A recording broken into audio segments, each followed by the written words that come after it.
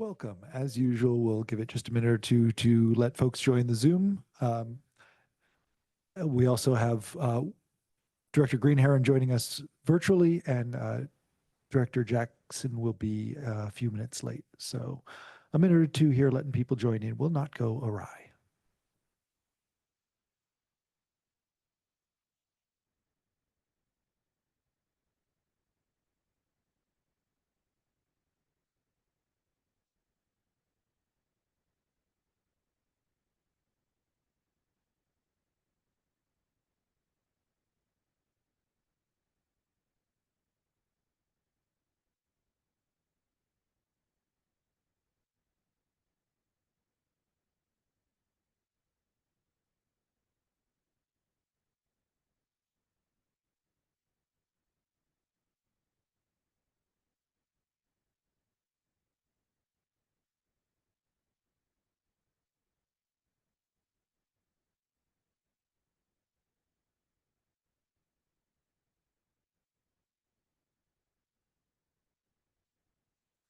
I call this board workshop of the South Whitby School District to order.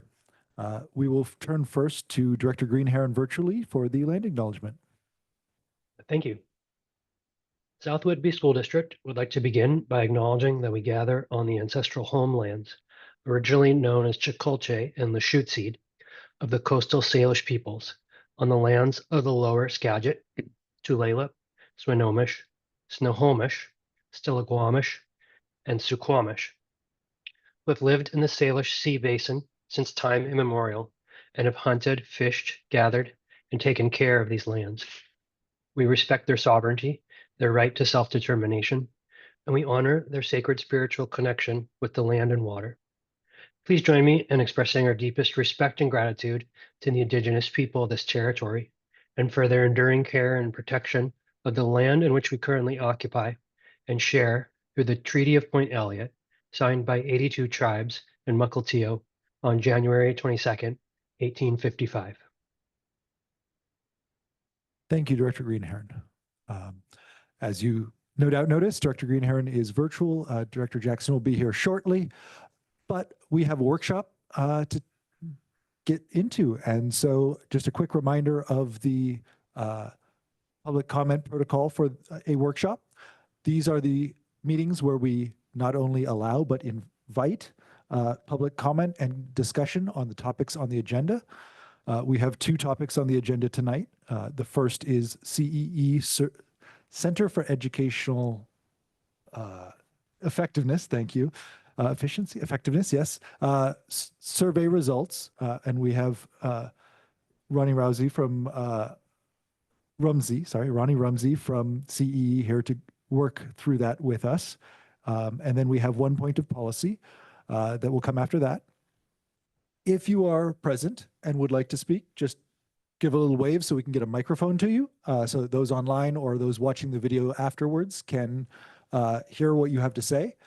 If you are attending virtually and have something you'd like to say, please type your name and general location into the Q&A function, and then start typing what you would like read out, because you entering your name lets me and the others here know that there's someone who wants to say something, and then we can take a pause and wait for you to type it up. And please do type complete thoughts, not just I agree with that, because it's entirely possible that we will be on to another topic that you do not agree with by the time we see your comment. I will remind folks that we do have policy on public professional communication standards. That is our policy 0002, with guidelines in place to ensure the dignity of all those involved in the discussion, and to ensure that we are addressing the issues rather than people. With that in mind, we will move on, and I will turn the microphone over to Ms. Rumsey from CEE to discuss the CEE survey results. Thank you for being with us again. Thanks for having me. I miss being there in person, but I'm glad we could get this together so I could share some things with you tonight. I just to clarify, how much time do we have? So I make sure I'm not running over, because I can go for a couple of weeks, and I know you don't want to be here that long. I think that we're scheduled for an hour with you. Okay, perfect. That's what I have. So we'll kind of go from there. So let me start sharing my screen. Let's see.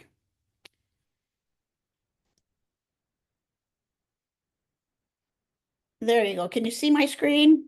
Nope, you probably can't because I haven't shared it yet. So hang on. I haven't done a Zoom presentation for so long. Just give me a minute. So here we go. I think it's going to pop up on this desktop when I press play. So let's see. There it goes.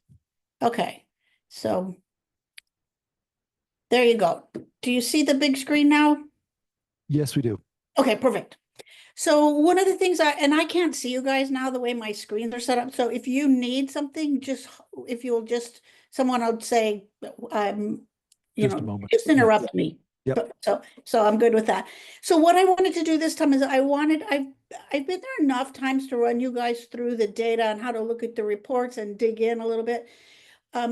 I wanted to kind of take a step back and take a 3-year look at the progress that you've made, what you've been working on, and how that looks, and have some conversations amongst each other and with me about what you've been doing, what you've been working on, what do you see as the biggest opportunities for you. We'll talk about those. I do want you to know, though, stop me at any point in time if you have a question, because I'd rather we answer it at that particular slide than go on and kind of have to figure out what slide you were talking about. Absolutely. So I want to start with celebrations, because there are some great celebrations in your data. And I know people would go ahead. Could you hit use slideshow? I think that'll bring it up larger for us. I did. That's why. Okay. Just right up at the top. Right up at the top. Oh, it is in presentation. Yeah. Are you it's in seeing the presentation mode. presentation? Yeah, because we can see the next slide and the list at the bottom of that. Well, you don't want to do that. That's See boring. your screen in presentation mode. It is. can I see have your that in notes. presentation mode, but I must have chosen the wrong screen. So hang on. Just want to make sure that the folks who are here in person can see it more Sure. easily. No, it's screen 3. Okay, this looks like my picture might be on it. I hope not. There we go. Yep. Okay, perfect. Okay, technology. So I want to talk about some celebrations first, because that's always important for us to look at. And the first 3 on your top 5. So if you remember, this is part of the toolkit. The first 2 are huge, that you have 96 to 98% of your staff who say, I am willing to work at changing my school for the better, and I am willing to be held accountable for student learning. That's really, we want those numbers to be up in the 90% positive.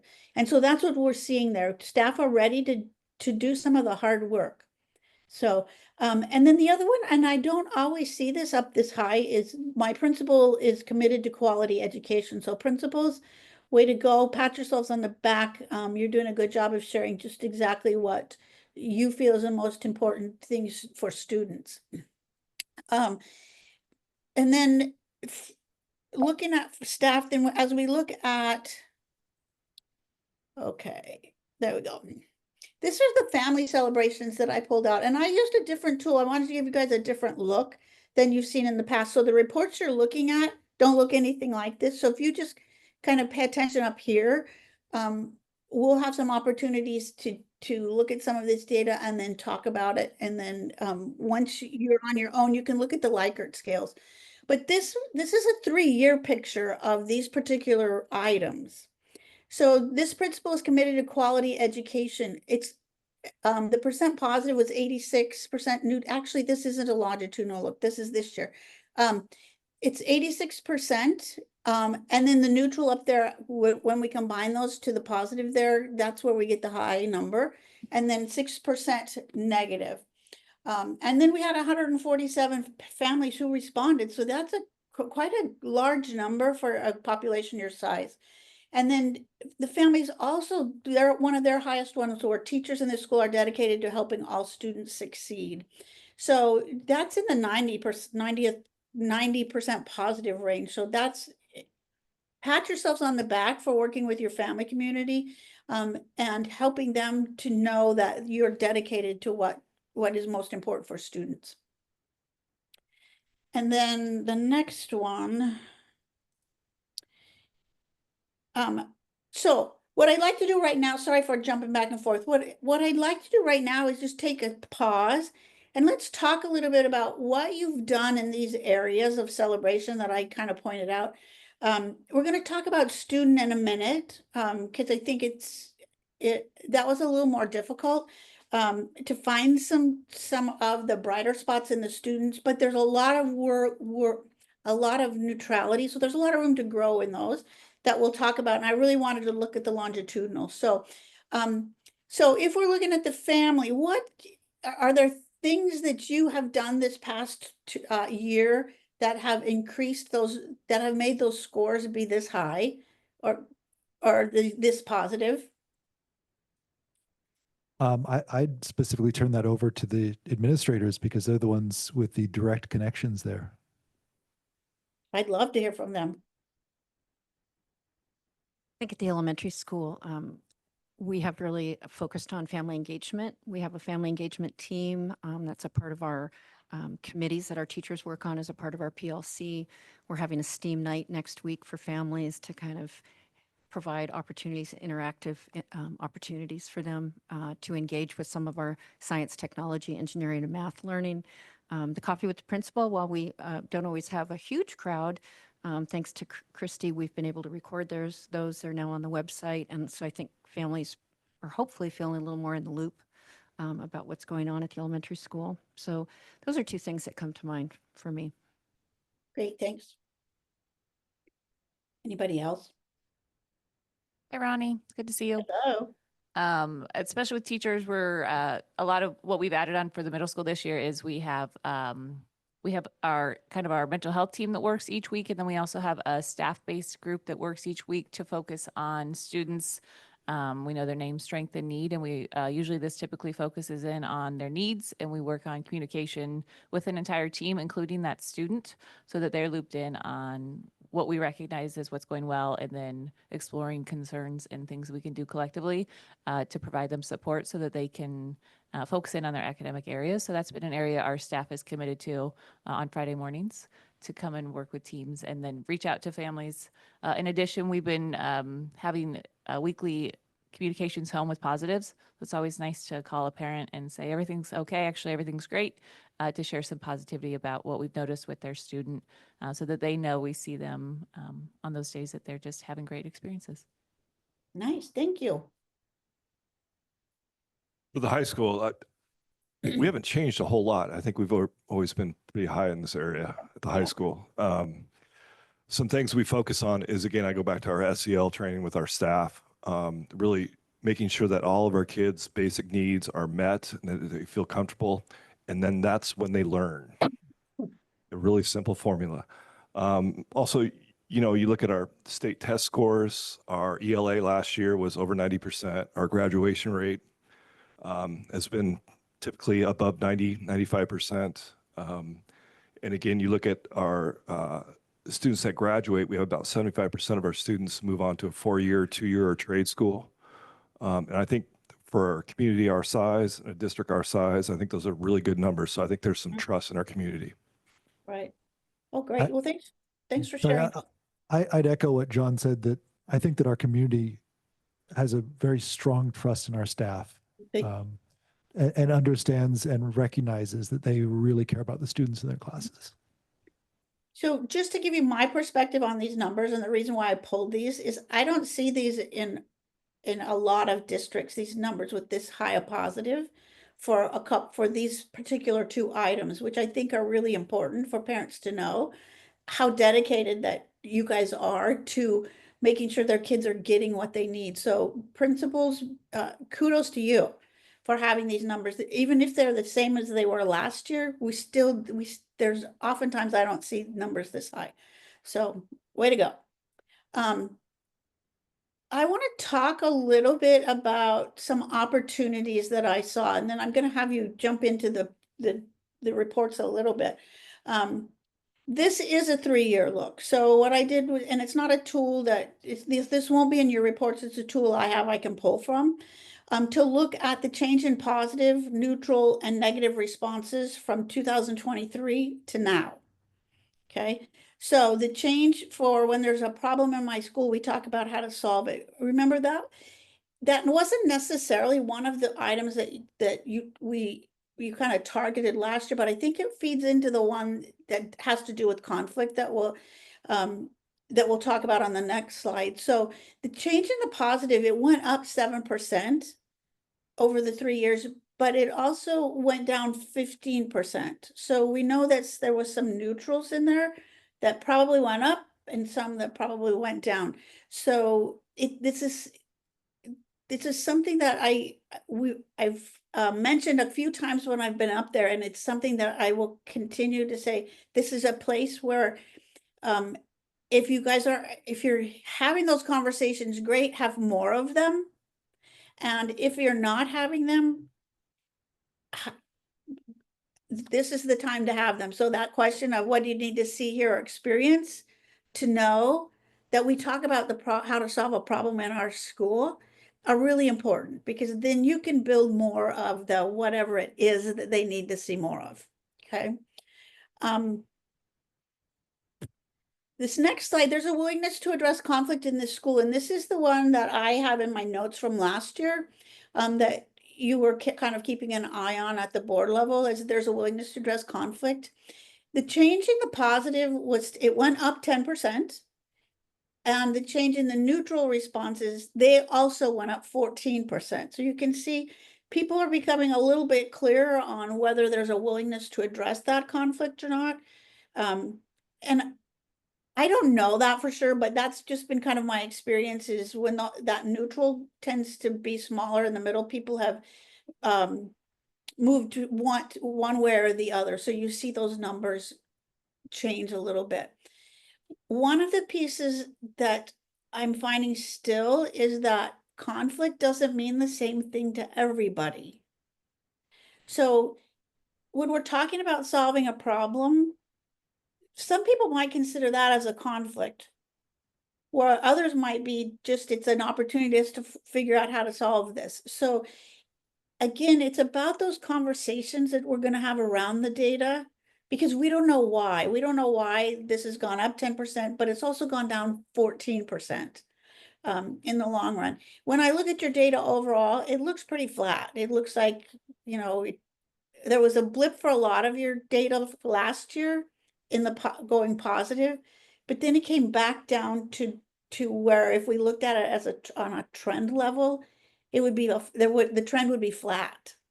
Okay, so this is still one I encourage you to keep on your radar and keep working on. Building principles. I would be happy to come in and work with staff around, having some of those conversations. I know you guys feel really comfortable presenting that with your staff. Sometimes it's easier if an outsider comes in. So just know that that's there for you if you need it or would like it. So go ahead. This is Marnie. May I just ask a quick question about the math? Since we've had a net increase in response in all 3 answers, does that mean that there were a larger number of respondents, or is there a different explanation? This number 253 to 252. Well, I'm thinking if we added 10% in positive responses, added 3% in neutral responses, and added 14% in negative responses, did we have an additional 28% of people answering the survey to give us those numbers? We didn't have, this isn't looking at increases, it's looking at change. So of those 252 people, some of them might have been real positive one year, and then they changed to a more neutral answer the following year, and maybe changed to a negative response the following year. It's just the trend. It's not an increase in who took the survey. Does that make sense? Is that answering your question? As a math-averse English major, it makes as much sense as it can for me right now. Okay. If I can follow up on that, because I had Sure. a very similar question. So Okay. what if I if I'm understanding you correctly, this is saying that 10% of those who had positive responses in 2023 had a different response now? I'm No? saying that if in 2023, the positive responses for this were 80%, Mhm. over the last 3 years, those positive responses have increased by 10%. So they would be 90%. But to Or Marnie's whatever point, that if there are 10% would be. increases in all three categories, Right? I don't understand how that works. Because we could have had some positive people who went down to neutral, Right. and we could have had some neutral people that went. It's just about where people landed in It's the in their distribution answer. of responses. Yeah, So if 100 people responded in both, this year I said it was positive, next year I may say it's neutral. Right? So my Correct. response, I'm the same person, but I've responded in a different way. I think correct. I understand now. Thank you. Yeah. I And still don't, but that's okay. I just the end.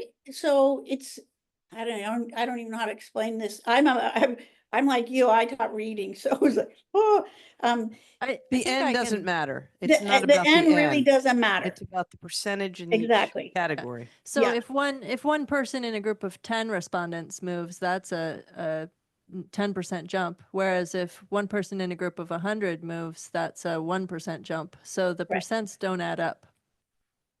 Well, until you look at all 3 years side by side, I can't tell you what 2024 would say to be able to explain this a little bit more. This is just the change in positive over the 3 years. I think it makes enough sense. Thank you very much. This 252 is how many staff members answered over the 3 years. It's not each year. It's the Right. 50 And divided by sorry. 3, whatever it was, the end. Yeah. sorry, we do have one comment here. Yes. So I don't, I mean, I understand the confusion because I'm looking at numbers and math was not my strong suit. That's why I work with humans. So I guess my thing, I'm kind of wondering the percentage going up or down, we're talking less than 15% change. We're talking really low numbers.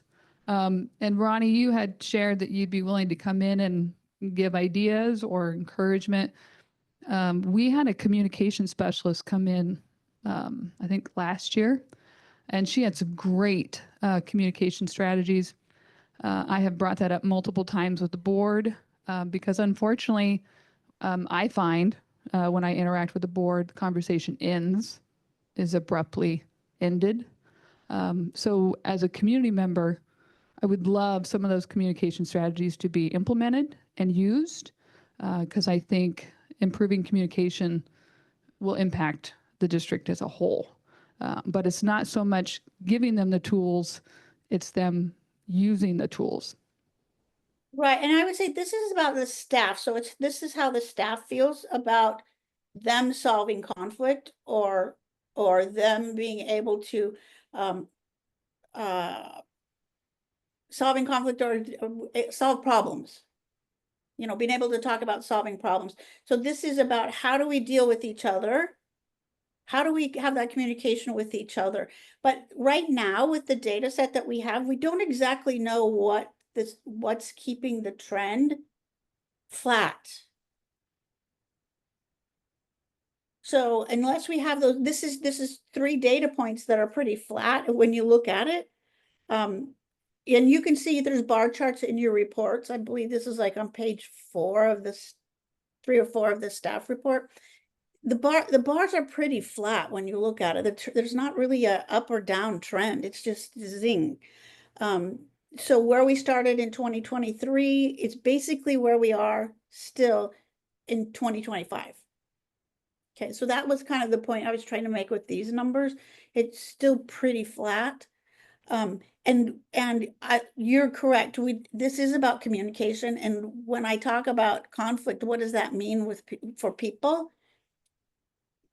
You know, in some families, conflict means you blow up, you argue, you fight, and it's solved. In other families, it's you don't agree with me, it's a conflict, and we never have a conversation. So until we dig a little further with that and have some more conversations about that, it's it's really hard to know what the reason is. So that's why I can't tell you what the reason is. I can just tell you it's flat. So that's a long way around the question that you asked. So are you a little clearer on how to read this or what this looks like? Also, thanks, Ronnie. In the chat on the meeting, Christy put the link to all of the reports that are on the website. So if folks want to dive into the data, Yeah. it's all on the website. Yeah. The other one, this is a place, the I versus they gap, that's this, my colleagues welcome new ideas and change. That's part of this I versus they gap that we talk about. It's I do this, I welcome new ideas and change, but I don't think my colleagues welcome new ideas and change. Okay, and it's about someone's intent versus their impact. What does my behavior have? How does my behavior impact what you think about me welcoming new ideas and change? So the change in the positive responses and the neutral responses have gone up. So that's a good thing. And I would also say that part of the gap for this particular one, when you look in your toolkit or in your reports, there's a pretty big gap in there. Part of the reason there is that gap is because you have a large neutral in this one. So that's more of that conversation of what does a person need to see, hear, or experience to know that their colleagues welcome new ideas and change. Because until I ask those questions, I don't know. I'm just making a guess. So these are a couple of the things I really encourage you to look at. We're going to have some conversations in just a minute about this because I just want to keep track of time. The next one has to do with a couple other things to think about. This is not one of the ones we consider for I versus they, but you have a pretty significant gap in what staff believe about about themselves and their colleagues. So when I look at this in your report, you'll see it's gone down. The positive's gone down from I believe all students can meet state standard. It's gone down 2.7%, which is not a lot, but it's still your numbers. I can't remember the exact number off the top of my head, but they're not where we would want them be for I believe that all students can meet state standard, because we've got a 9 that the negative gap has risen by almost 10%. So it's just a question about this. There's some hang up words on this one. It's the word all and state standards, because for staff members, when you say all, it means every single student, or does it mean every single student except these students? And when you say state standard, does it mean only the smarter balanced assessments? Or does it mean my students who have a portfolio that they turn in to meet their specific goals? So that's a conversation to have amongst your staff to find, so that we're all operating on the same meaning behind this prompt, and we'll have a little better idea of exactly where people are when they respond to this. So yes, go ahead. Ronnie, I'm wondering if you're seeing that trend across multiple districts or if that is exclusive just to South Whidbey. I know that since post-COVID, students have come presented with a lot more needs presented just kind of across the board, Right. both behaviorally, social, emotionally, and mental health wise. And so I'm wondering if that might be reflective of just the level of support that students kind of collectively are needing, and if you're seeing that trend in other districts as well. You know, to be honest, right after COVID, I did see this drop quite a bit. And I have seen it starting to increase, starting to get back where it was pre-COVID. But I would say it's about half and half. I mean, some districts, yes, and some districts, no. So I wouldn't say it's across the board, but I would say it's not something that's really unique to you guys. That's a little reassuring to hear because this was one that stood out to me as well, looking Yeah. at the longitudinal data. Yeah, I mean, I want to be reassuring, but at the same time, I want to say there's a gap here. When you look in your reports, when I look at the gap between what I believe and what I think my colleagues believe or our staff believes, I want to find out more about, okay, what would you need to see or experience to believe that all of our students can meet state standards? You know, do we take this group of students out and not consider them for this question, or how do we look at that as a staff? So, like I've always said, these are just conversation starters. That are places to have some more conversations, and if you're taking the time to have those conversations, my mantra used to be slow down to go fast. So slow down to have these conversations so that you can move faster. You know, I know time is such a killer for us, and we feel like we have to get everything in, that sometimes we don't want to, it's hard to make the time for these conversations, but I would encourage you to do that. And Ronnie, something that I really appreciated was that you pointed out how it might be possible that the question of what is the state standard applies, because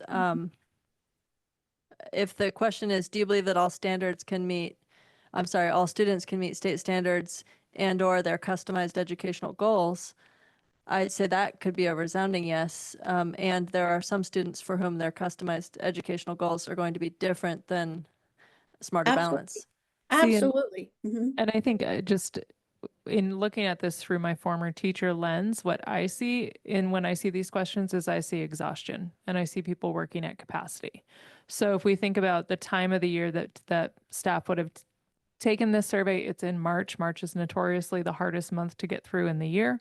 And we are a district that is operating on, a very trim staffing budget because of just district finances. And so I actually see less of it tied up in the beliefs about our students and more of just a reflection of staff feeling like they're at capacity. Sure. And I can appreciate that, but I would caution you to not make that assumption, because oftentimes my experience has been when we make those assumptions, it can be something totally different. And if we don't have those conversations, we could be putting systems and things in place that don't matter. So and you Absolutely. could be totally right. I mean, you could be totally right. I'm not saying that. I'm just saying I would encourage you to have those conversations. So Absolutely. And I would welcome the conversations around it, and I would love to hear where people are coming from. I'm sharing what I see when I look yeah, at that. That was Yeah. a wonderment I had as well, particularly looking at the data from the toolkit between staff and student perceptions on that topic. yeah. Because students are significantly higher on both of those, both last year and this year, which was interesting to me. Yeah. There was quite a few places where the students felt more positive about about that construct than staff did. So I'm glad you noticed that. This is a mistake. This is not a staff response. This is actually a student response. These are students. And so this is your students over time. This wasn't on what we talked about last year, but I made a note in my notes that I really wanted you to look at this for this next year, because it's what I would call the I versus they gap for the students. So we asked them about, I'm respectful of others at this school. And this is not longitudinal, this is this year. Okay, so this is not a longitudinal look, this is this year. Students say they are respectful of others at this school, 90% positive. And then when we look at, most students are respectful of others. So we've asked the students about how do they feel about their classmates.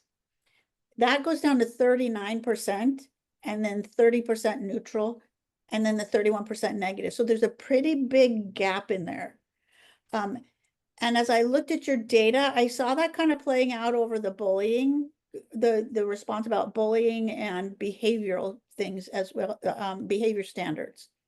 So they're kind of all tied together. And having that conversation with students, great opportunity to do a World Cafe or something and find out, what does respectful mean? What does it look like? What does it sound like? What do you hear? What do we need to be doing so that you know that most students are respectful in this building would be a really good place to have some conversations with students. So any questions about that? I'm curious about the 32 students who chose to respond about others, but not about themselves.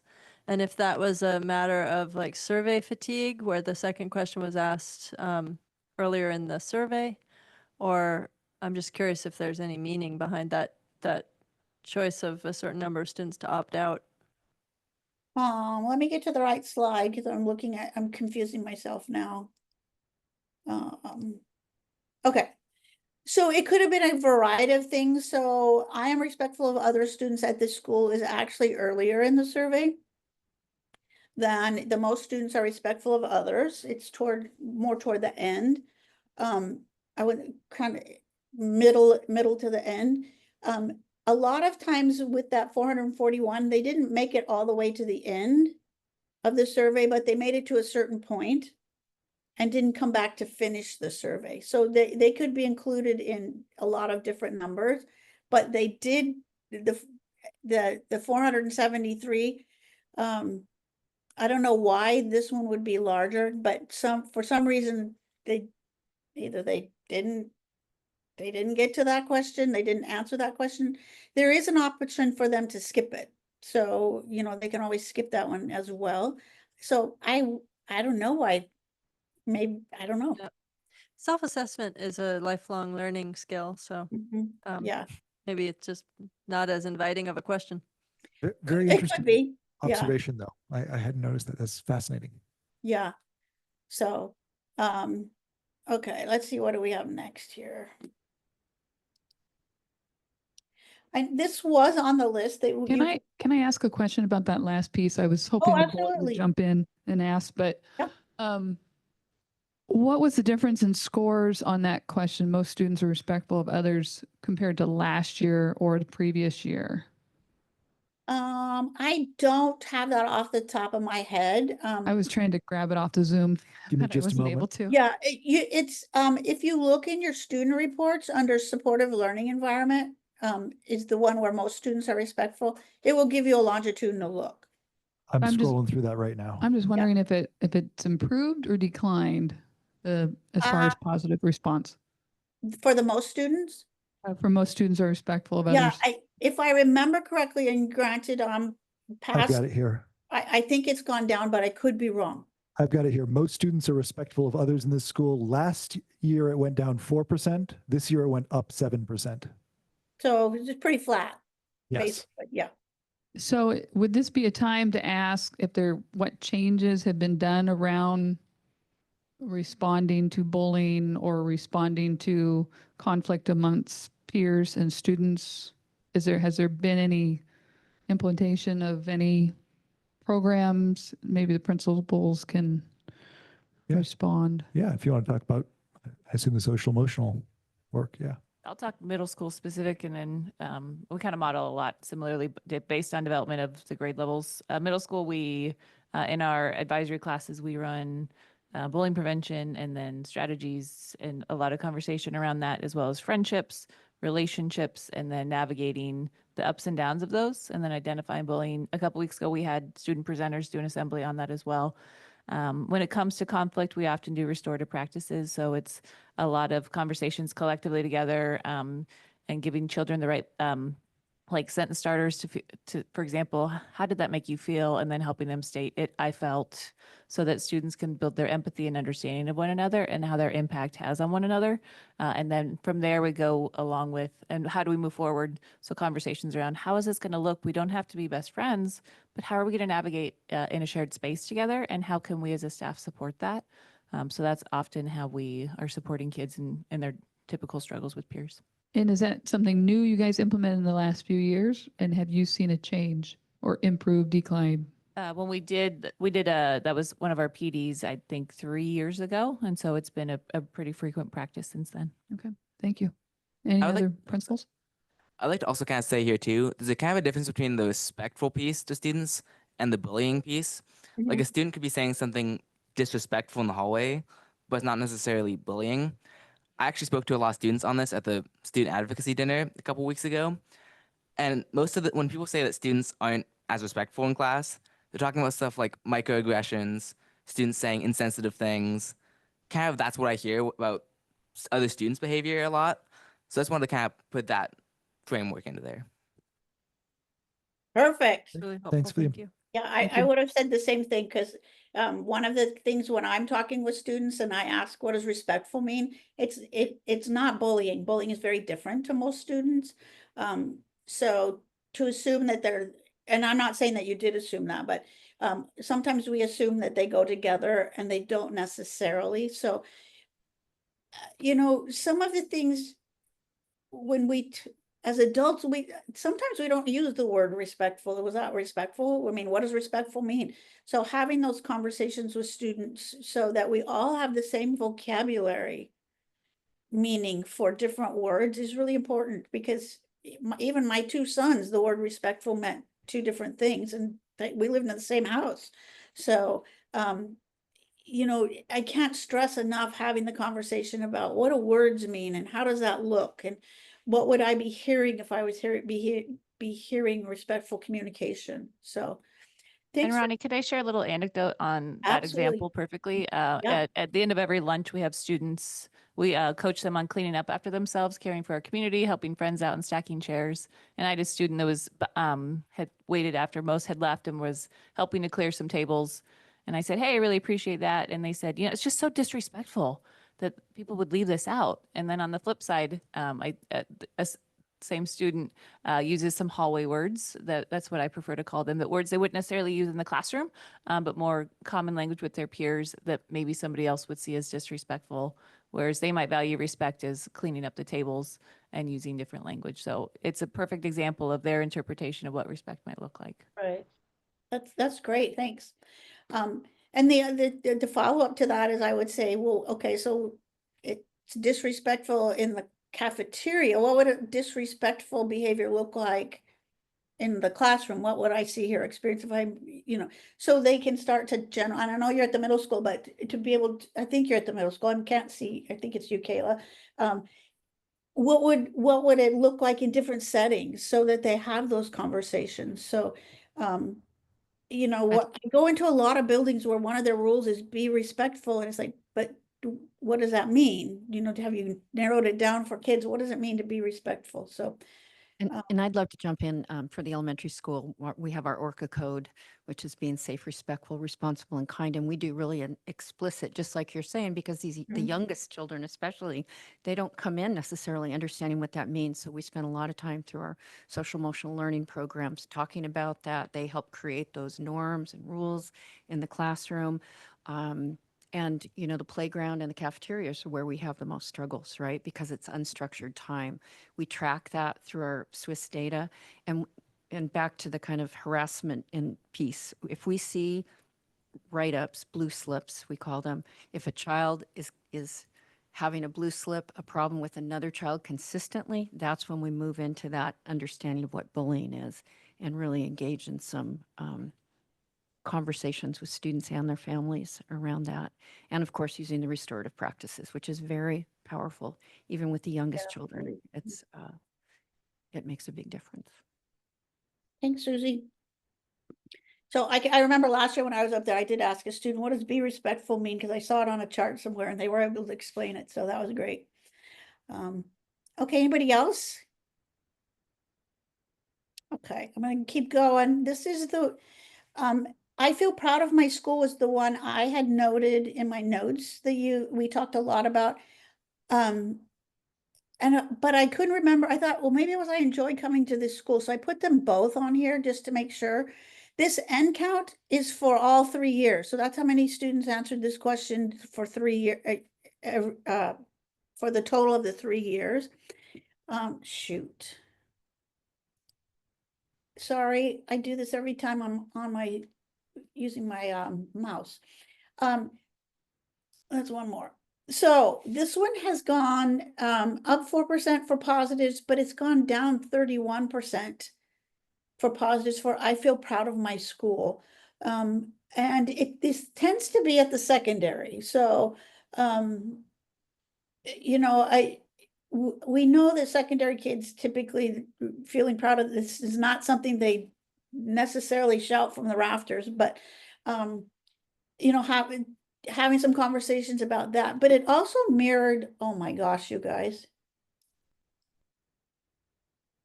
There it was.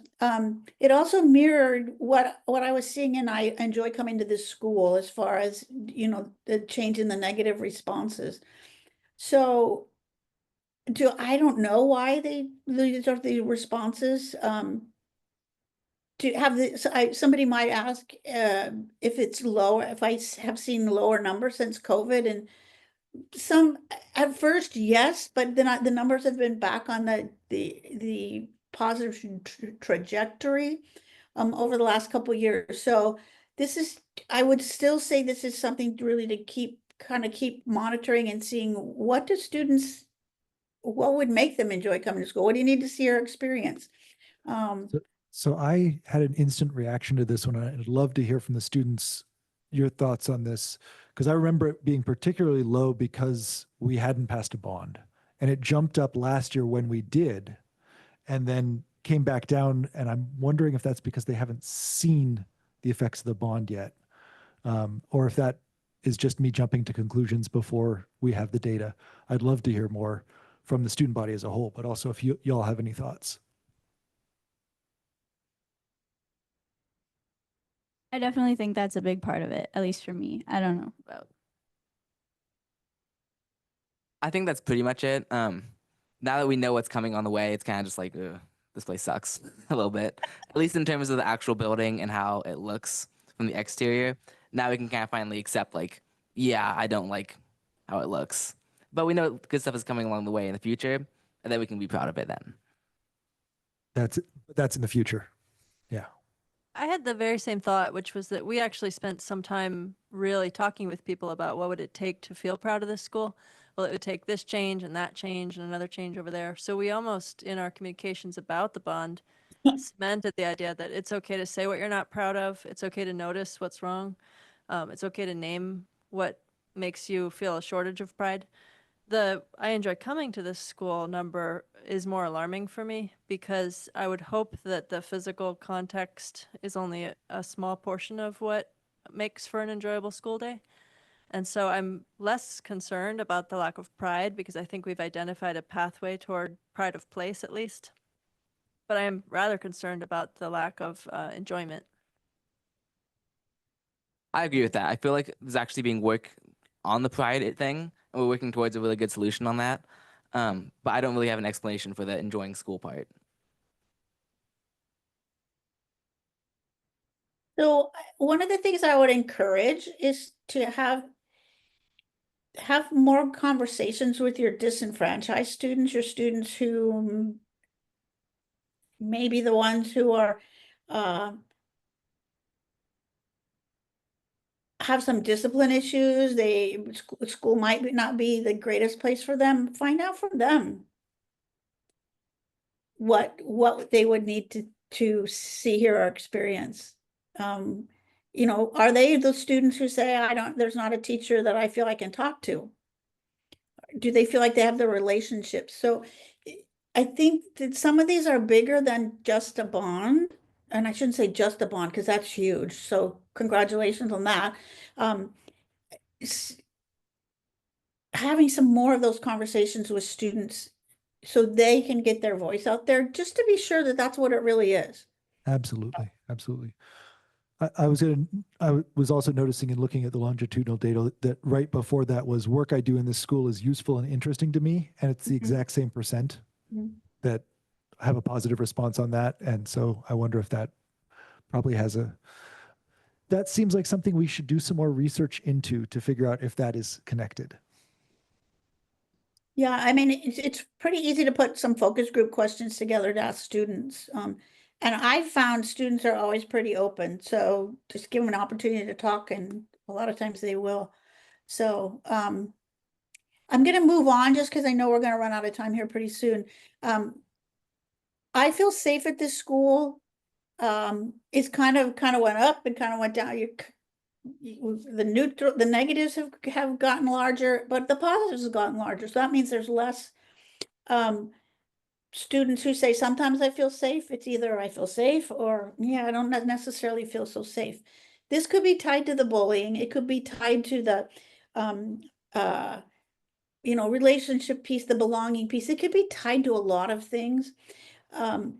It could be tied to the state of the building, the physical state of the building. And I don't know if I've told you guys this story, but when I first started working for CEE, I saw some of the lowest numbers on I feel safe at this school from students. And when I got to the building, they were in the middle of a remodel. It was kind of an open courtyard in the middle, and then they were replacing the roof, and it was January, and there were those big oil tub things, cans sitting around catching water. So when I talked to students, this was why it wasn't about, getting hurt by someone else. It was about the physical parts of the building. So I wouldn't have guessed that until I got there, because I hadn't seen that context yet. So, we never know until we ask. Well, and I'm still having some problems with this number because I was looking at the other longitudinal view of it, and the 10% change in positive response made sense, but we only have a 14% negative response. And yet it says that it's gone up by 15.3%. So that confused me a bit there. Like this year's negative response, the orange and the dark orange combined is only 14%. And yet this slide says that the negative response has gone up by 15.3%. So yeah, Well, there's less than 15% total now. Yeah. So here's what I'll tell you. There's some glitchy things in the program. And sometimes when there's just like a little percentage, it will round up or down in ways I don't understand. And the programmer goes, it's just the way it is.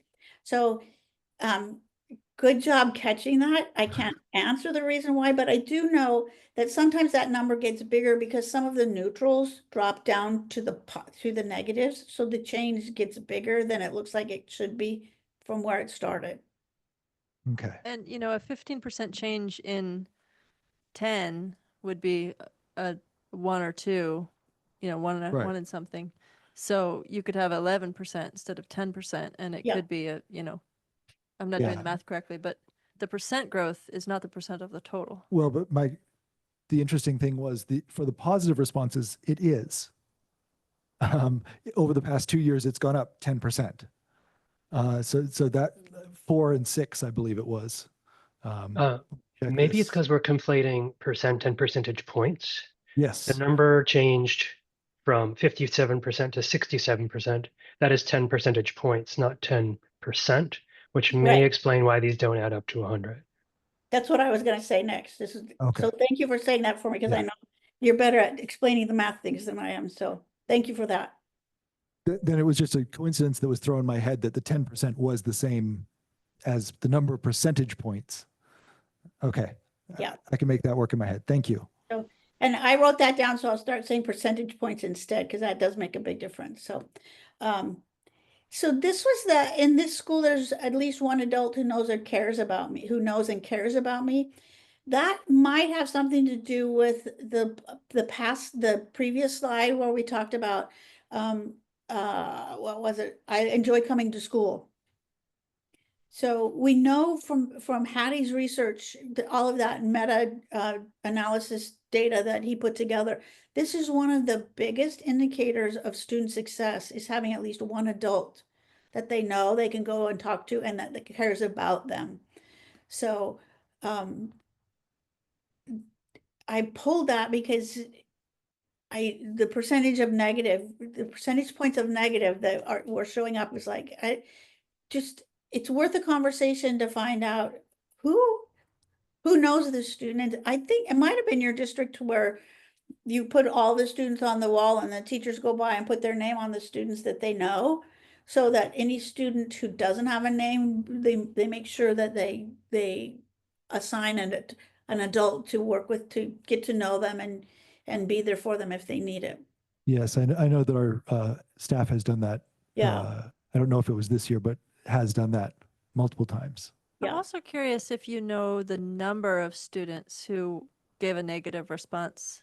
Are we talking a couple? Are we talking a couple dozen? Well, let's see, I can tell you that. I'd have to look in your reports, yeah. 8% of 491.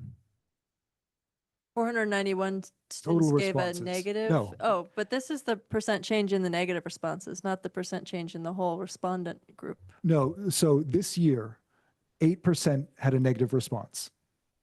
I understand. And Okay, so there were 491 student responses. got it. Yeah, 39 kids. Yep. Got it. So 8% growth from something to 39. Understood. Thank you. Yeah, so that's That's a 8% meaningful- of A 40 meaningful kids minority of is our five students. kids. Yeah. Changed. But I- 8% yeah, is still, I'm 8% too I'm high. not seeing what you're looking at, so I don't know. So I don't know if you're comparing this 8% to the 8%. no, Okay, no, I was looking at the total responses this year, and there Okay. were 8% that were negative. okay, And then I was looking at the total N of students for this year and taking 8% of the 491 responses this year to see how many students this year said that there was not an adult who they could go to. okay. Great. And I showed you guys, I know I shared this with you last year, is in order to create the conditions for the students that we want them to have, those conditions need to exist for the adults. So as we kind of go and have the conversation about this, the next, what are your next steps thing? I'm watching your I versus they gap. And it's going up. It was going up last year and it's getting wider this year. It's going to be really important that the staffs begin to have some conversations around those items and what needs to happen. I don't know what conversations have been had or any of that. My experience when I did this was because I hated conflict. I didn't want to talk about, I didn't want to talk about this stuff. As a building administrator, that was the last thing I wanted to do. It wasn't until I made myself start having those conversations that we began to close the gap and be able to see the differences in what people needed, because what I thought was wrong. Because I was going on what I needed, not necessarily what the collective needed. So that one and the conflict and problem solving, they go hand in hand. You can work on both at the same time. But as you work on the I versus they gap, the problem solving, you'll see that those numbers get more positive. When people learn, okay, we're starting to have some conversations about this stuff. Your biggest gap is I'm open to new ideas and change. And that's not unusual. I've seen that. You're not unique in that one. That's where I see a lot of the biggest gap in districts is I'm open to new ideas and change, because there's been a lot that's come down the path for teachers. So, we do this and now we're doing this, now we're doing this, now we're doing this. So have that conversation with teachers about, are there things that can be let go? Are there things, instead of adding this to the plate, or can we empty something before we put this next layer on? How do we do that? I think it's a Smoker who talks about in his book Focus, just pick the couple things that we're really going to work on for the next year or two, so people can feel like, okay, I'm in the groove, I can go. So I have a question. yeah. I hear what you're saying. Again, I work in the behavioral health side. I don't do digits and numbers because, yeah. what I'm wondering, could there be an impact if teachers don't feel supported by their administrative staff or in their roles? Can that have an impact as far as not feeling like they can communicate, in a sense, talk about new ideas and change if they don't feel supported in their roles as a whole? Do you think that can have an impact? There's lots of things that could impact it. That certainly could be one.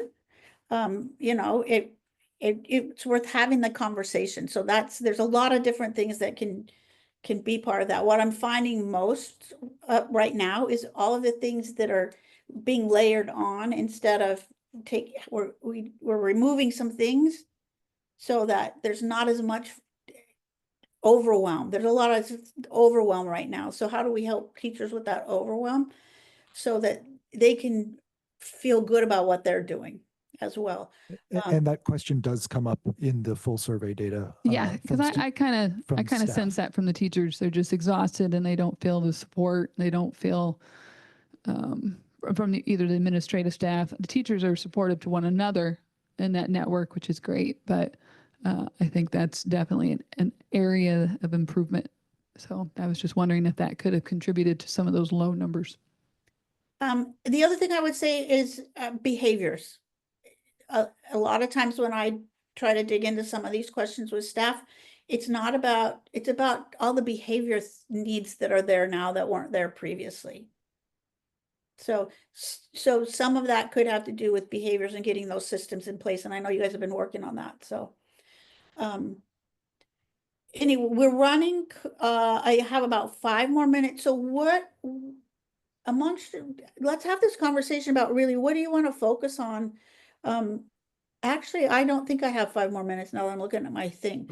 We can get you that, but we do have another question here. Sure. Or Hi, comment. Ronnie. I'm Becky Clifford. I'm going to be the incoming superintendent next year. And I Oh, just have welcome. a really quick question. Thanks. And you probably haven't had this prepared, but I'm wondering if you would be able to get to us the the comparison of this data to similar size school districts, size, and demographics. I've seen a quartile heat map of this data from CEE in the past, and I would love to see that.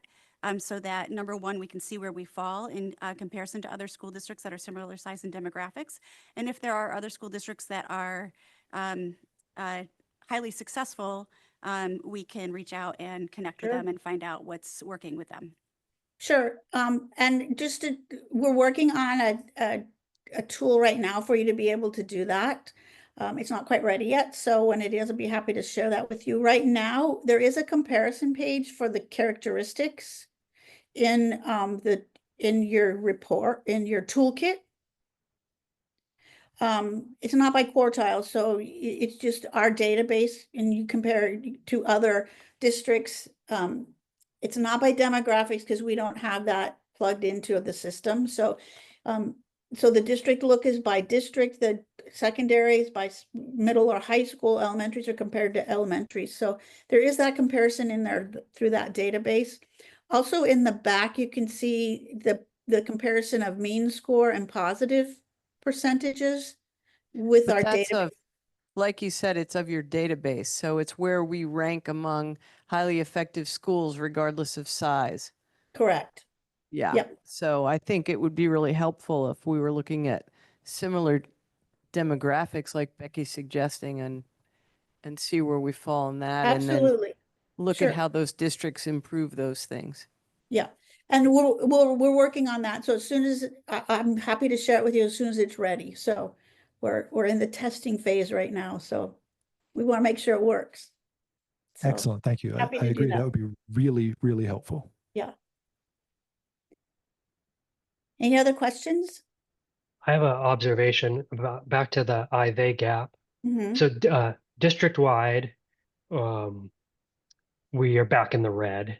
But when you break it down by program, I noticed that, well, I just lost it. It seems like that is mostly driven by middle school and high school data, whereas the elementary school, even accounting for the fact that their threshold is 20% as opposed to 25% for secondary schools, are beneath that. The elementary school is beneath that threshold. So my question would be, or my wonderment would be, what has changed or hasn't changed in the elementary school that's different from the middle school and high school to keep the elementary school I-they gap lower, while the middle school and high school I-they gap has gone up? And is that transferable to a secondary program, or is that something that's only working in the elementary school setting?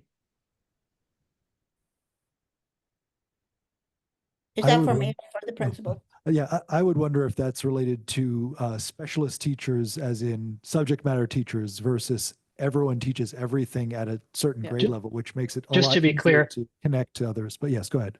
That was a wonderment, not a question that I expect anyone to be able to answer in this room, because it's not answerable. It's just the data being a conversation starter. And I would say secondary sometimes do have that gap because of the bell schedule. Because they live by a bell schedule, so they may not even get to see part of their department for a month. So some of that could be that, but it's not always. So it's just, I know John and Kayla have dug in that a little bit. So a good wondering to have. So there's still work to do there. I think too, the elementary is obviously a different animal than the middle school and high school in that you have grade level teachers versus specialists, Yeah. like you were saying. We don't have 5 Algebra 1 teachers, we have 1. We don't have, 5 English teachers, we have 2. So really that collaboration is more about department-wise PLCs than actual grade level. So, and again, high school teachers by norm are a bit of isolationists. They teach their subject and they teach it well. So that's kind of where I think the difference is. Yeah, the other That's- thing, I'm sorry. Oh, I was just gonna say, that's where it would be interesting to compare our results with a similar sized district. Because, there are districts where they do have 15 English teachers, but that's not our circumstance. So, Yes, and it also is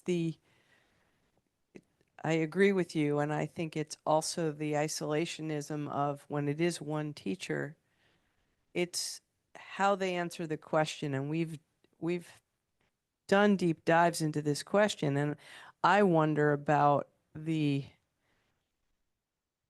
do we need to have these conversations every single year? Because that's the wondering, right? Last year we had these conversations.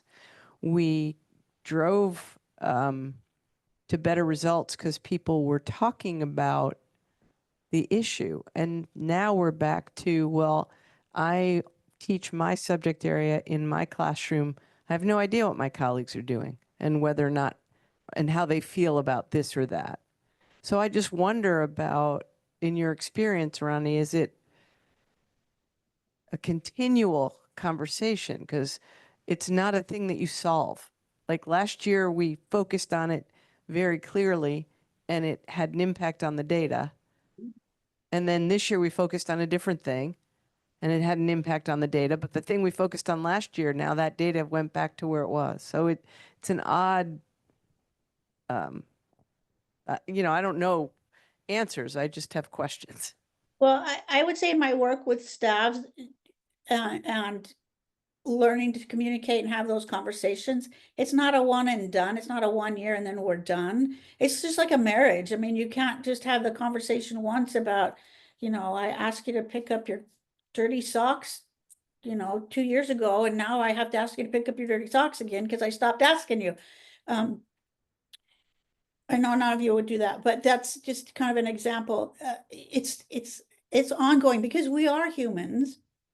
And like I said, when the focus gets so wide, we forget to have these conversations that keep us out of the weeds, communicating with each other. This is all about communication and the impact we have on each other. So how do we pull it together? And John is right. I mean, secondary schools, typically, this is harder for them to be honest with you, it's harder for them. Like I said, bell schedules, we have the bell schedule we live by.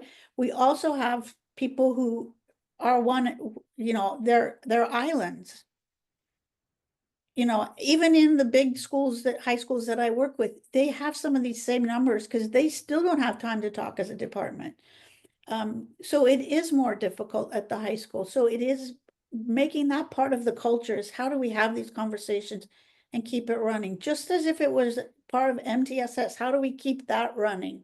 What's the system we're going to put in place to make sure we have these conversations? So good point, Joe.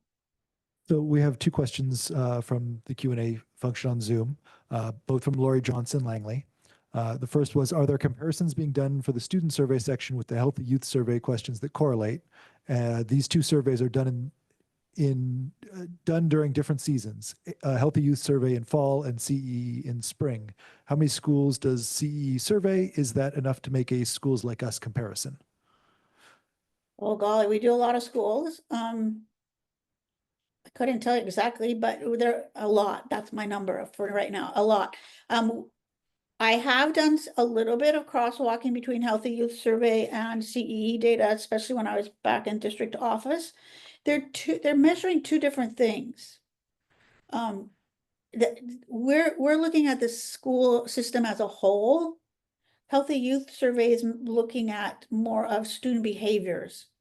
So so there's a few questions that I've been able to crosswalk for districts, and I've put a report together for them where we can crosswalk some of the items, but it's, you know, I smoke on a regular basis. It's not in our survey.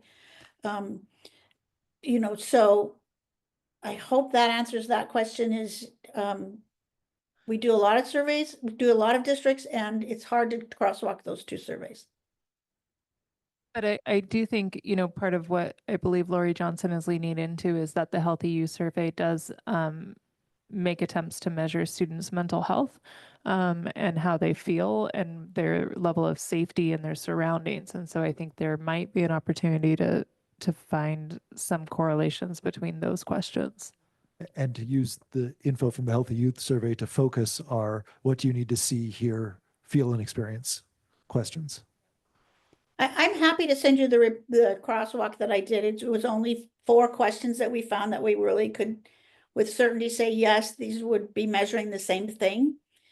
We can make a guess, but you know, I don't like to mess with the validity on surveys, so I get a little, And that's also something that we can do on this end when we're looking at the two. And again, it's about triangulating data Right. as well, right? I know that they do surveys at the high school specific to students talking about, do you have an adult? And we will get 100% response of, yes, I have an adult and this is who it is. And then we see the CEE survey data saying, I don't have an adult in this school that I can turn to. So it's an interesting process to look at data through different lenses like this, right? So there's a lot of one-to-one work done with students so that they have an adult they can turn to, yet they fill out a survey and say they don't. So you can't take it as a definitive, it's a moment in time on a exactly. survey instrument that we have longitudinal data on and we're seeing trends. So I think the trends are helpful, but to try and be specific about what it says at this moment in time on this question is, it's in the weeds, as you say. Yeah, Right. I see more information for me in the longitudinal data because we've identified several areas to look at. And so seeing how those are changing over time rather than their absolute number is what I've been taking a long look at with this and finding most useful. So I really Yeah. appreciate having that available. Great, great, great. Any other questions?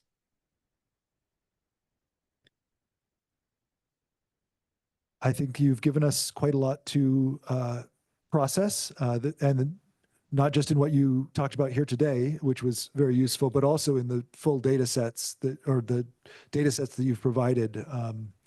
Some things that we can look at in the I versus they gap, continuing to figure out that not just among staff, but also among students when it comes to respect in particular. Trying to dig down and figure out what they need to see, hear, feel, and experience when it comes to enjoying coming to school, teacher expectations of students, among staff talking about race and bigotry. That was one that I noticed went down precipitously this year. So that was It is in every district. That's in every district. interesting. Yeah. That's fascinating to me. It is. Um, I just think the political climate, people are kind of backing off on it. Okay. So I would just make a note of it. Yeah. I mean, if your staff is, if your community is ready for you to move forward with it, go for it. I just find a lot of districts, it's not a place where they feel comfortable going right now. Yeah, I I'd would- love to see like our personal statistics on that because I think that's really where we need to start going to is having those conversations, especially now.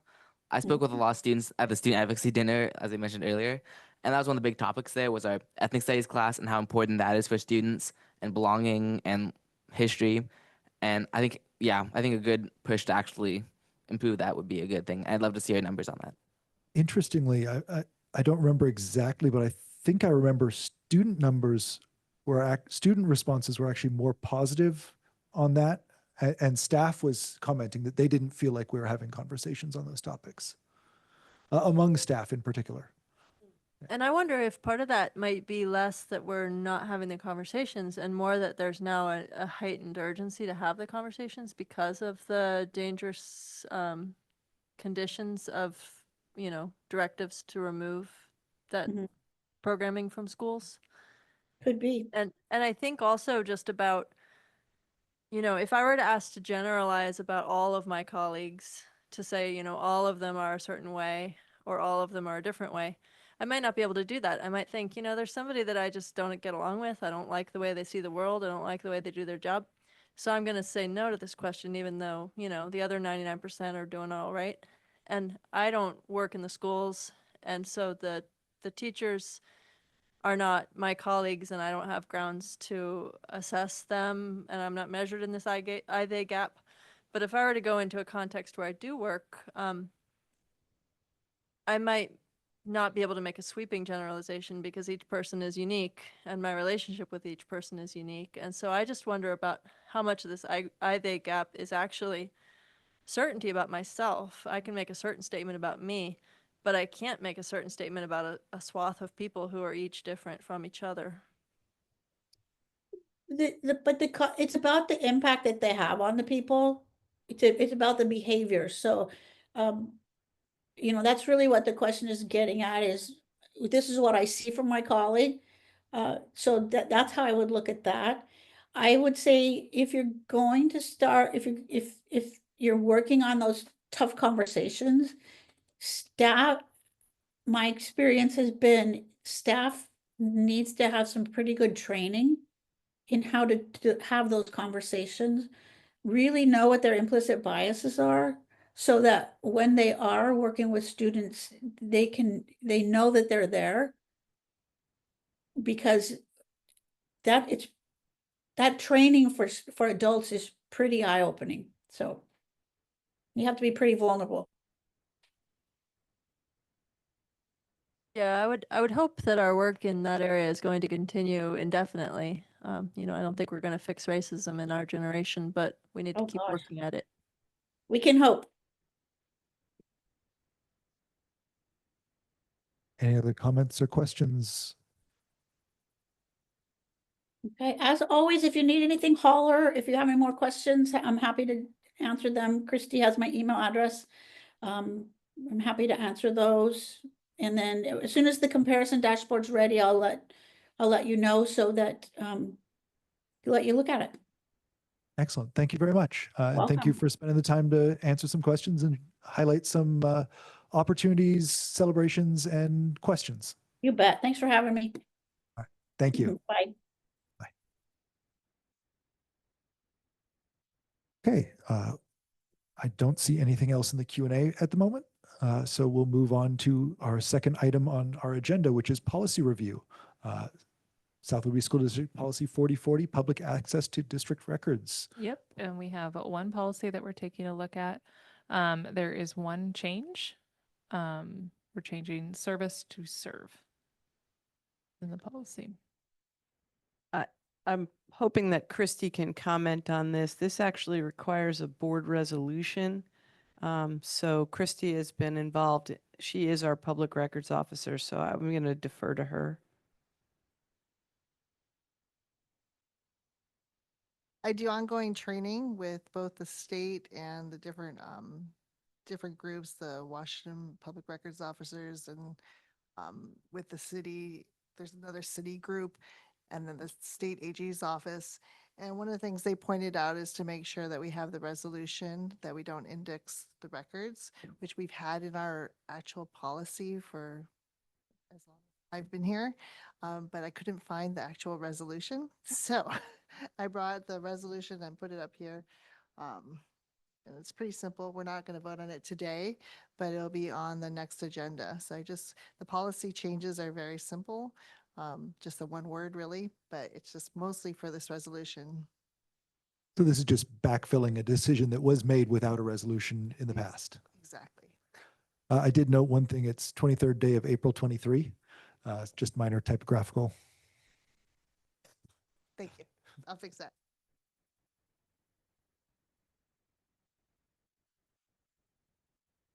I appreciate you making sure that we're in compliance with this and that we've got everything on file that we need to have on file, and hope that it will make things a little easier for you in doing this to have that on file somehow, maybe. I also think it would be great if, as a society, we could just agree that April has 23 days on the 23rd day, so that we basically get a 60-day month. I mean, it has been a long 3 years since January. Tell me about it. Any other comments or questions on this policy? Okay. Seeing nothing else on the agenda, this meeting is adjourned. Thank you very much. Good night.